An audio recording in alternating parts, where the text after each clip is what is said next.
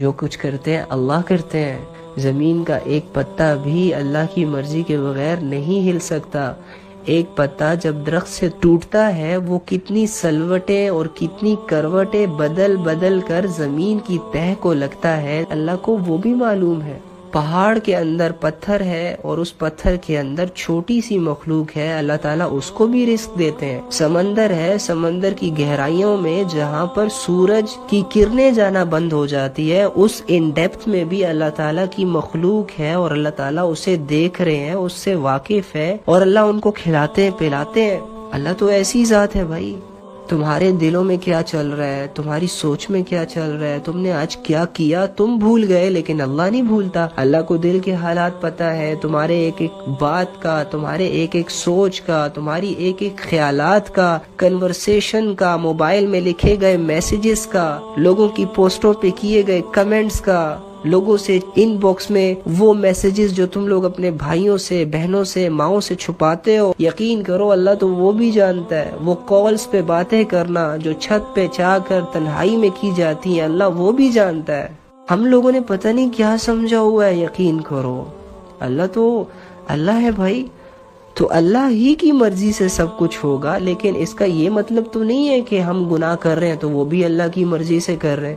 اللہ نے ہمیں اختیار دیا ہے، راستے بتائے، حق بتایا، شیطان کا تعارف کروایا، جنت کا تعارف کروایا، جہنم کا تعارف کروایا، اختیار ہمیں دے دیا. کیا کیا؟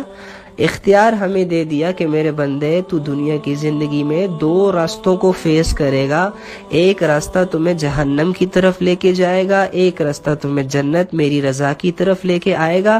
تو میرے بندے میں تمہیں صرف اتنا اختیار دیتا ہوں کہ تو اپنی مرضی سے جہاں چاہے جائے، جہاں چاہے جائے. بس اب یہ اختیار ہوتا ہے، یہ وہ فیصلہ ہوتا ہے جو ہمیں روزمرہ کی زندگی میں ہر کام کو کرتے ہوئے کرنا ہوتا ہے.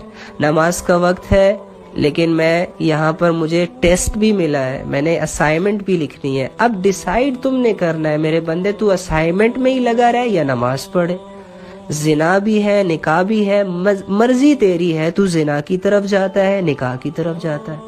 ہاں یہ جو فیصلہ کرنے کی جو صلاحیت ہے یہ اللہ تعالیٰ نے ہمیں دی ہے. باقی میرے بندے تیری چاہت کے مطابق کچھ بھی نہیں ہوگا. اگر تو یہ چاہتا ہے کہ میں ساری عمر زندہ رہوں، نہیں رہ سکتا. ساری عمر بیمار نہ ہوں، کبھی بھی نہیں ہوگا. ساری عمر تجھے ویسے حالات ملے جیسے کہ تو چاہتا ہے، کبھی نہیں ہوگا. بس تو نے فیصلہ کرنا ہے. دو رستوں کی رہنمائی تو نے اپنی کرنی ہے کہ تو نے کس رستے پہ اپنے جسم کو ڈالنا ہے. اور ہاں، نیک رستے میں میں تیرا ساتھی ہوں، برے رستے میں شیطان تمہارا ساتھی ہے جو تمہارا کھلا دشمن ہے.